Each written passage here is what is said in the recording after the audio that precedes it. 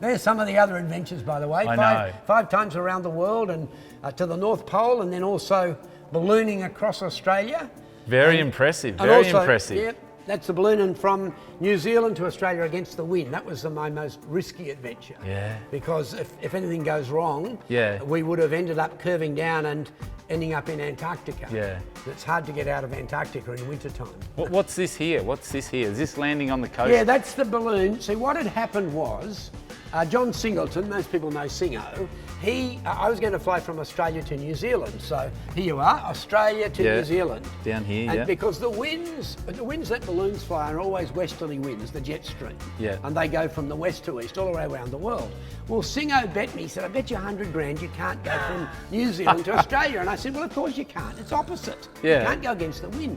But then I checked with the Met Bureau and they said, Dick, if there was a high pressure system that was down low, let's quickly walk along here. Yeah. And they said, Dick, if there was a high pressure system, it's Yeah. anti-clockwise, you might just be able to take off from New Zealand and if you can go very low. Yes, and I yes. said, I'll just skim the waves. And so what happened was we took off from here. Yeah. And at first we started going to the east towards South America. Yeah. But then as you'll notice, we started to curve and we came around Yeah. here. This is about 40 hours. I think we spent the first night here. We just missed Norfolk Island, didn't Yeah. see it.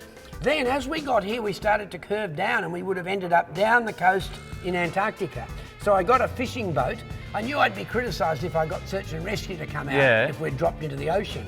So we got a fishing boat out, but then we found out that the wind at 8,000 feet was more easterly. So we climbed up and we caught the wind in, and can you believe it? We dropped the gondola down into the surf.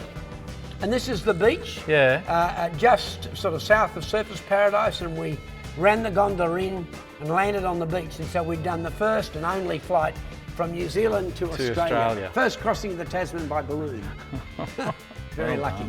And by the way, this is sitting on, I didn't like the balloon gondola, it was enclosed, it was designed to float. Yeah. So I made this little veranda up. Yeah. And then I had a sun deck seat, so I would sit up here, and when we came across Australia, we were at 20,000 feet. Yeah. And so you could sit here and you wouldn't want to let go. I was holding on, if you notice. And it's 20,000 feet. Imagine this, we were doing 160 kilometres an hour in the jet stream. 160 But you kilometres just an sit hour? there completely still. There was no noise, no movement. 160 How kilometres does an that hour. work? It's just the speed Oh, of the so jet 'cause- stream. You're in the air. Yeah, you're in the air, so you're Yep. just moving at Yep. the speed of and air. we're at probably about maybe 20,000 feet or so. And it's a wonderful way to travel. This was my control system. Back in those days, we had the ham radio for doing communication and everything. Yeah. And there wasn't satellite telephones or anything like that. And but I did have one of the early Garmin GPSs, so at least we knew where we were. And we had a few snacks on board. Yeah, a bit of Dick Smith food, very important. Very important. And that's some of the flights I've done. It's 5 flights, and you'll be interested, the yellow one right across Russia, Siberia, and Mongolia, that was 4-wheel drive.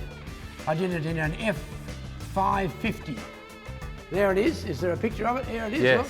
Yeah. And so I bought this in America and then drove it from Anchorage in Alaska to Yeah. New York, shipped it to England, and then right across Europe, Russia, Kazakhstan, broke down in Mongolia, in the Gobi Desert, and then eventually right through to Siberia and then across Japan. That only took 7 hours. Yeah. Then we shipped it to Perth, Yep. and then across Australia just via the easy road, and then shipped it back to Los Angeles, and then back to... So you've done a bit of 4-wheel driving. Yeah, a little bit, like around the world. And You crossed there, look. yeah, that's right. Yeah. And away So you go.